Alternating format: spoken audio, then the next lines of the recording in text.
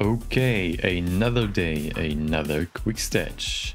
So for this one, I kind of had this idea of some sort of like reactor or like futuristic scene with a human in it. So I used my human base mesh that I made myself at some point. I also, as you can see right there, made this pillar-like shape that I then used as some sort of tunnel, futuristic tunnel with these nice geometric symmetric shapes.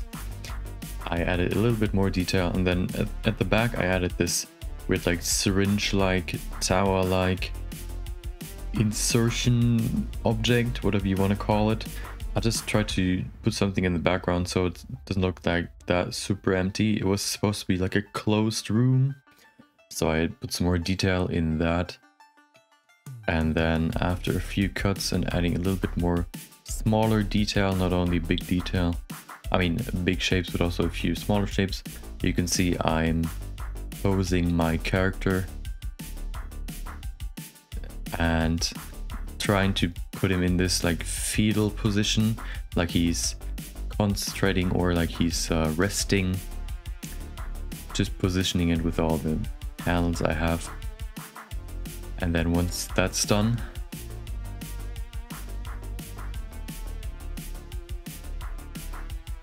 we can see I made a ball that I then use for the cell he is supposed, or it is supposed to be in. Then I used a cylinder to put it outside of the main object itself, or the main scene, just for lighting. I wanted to have some lighting, some global lighting around the whole scene, so it's just lit evenly.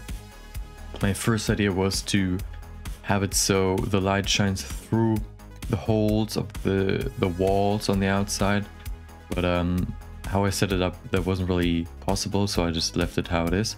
It gave me some interesting lines on the globe itself, or the ball, or the cell the dude is in. Then I put some shader on, a shader in the back. I also shaded the glass bowl, or the cell, whatever you want to call it. Added a Fresnel effect so that it's like more translucent on the outside than in the middle if you look straight at it. Then I added some volumetrics as well, just to make it feel more like give the scene some more depth. Then I used a noise texture to shape the volumetrics, make them more like clouds flying in the air, or like gases. Using this technique, you can really easily shape your clouds to whatever you want. Then I used another cylinder shaped to these two handles, or like these horizontal bars or pillars that were just supposed to keep the ball or the cell in its place. I added some more detail into that as well, just using stuff like insertion, beveling, extrusion. Then I selected all these different faces that were supposed to have different shaders. I assigned them to different shaders basically.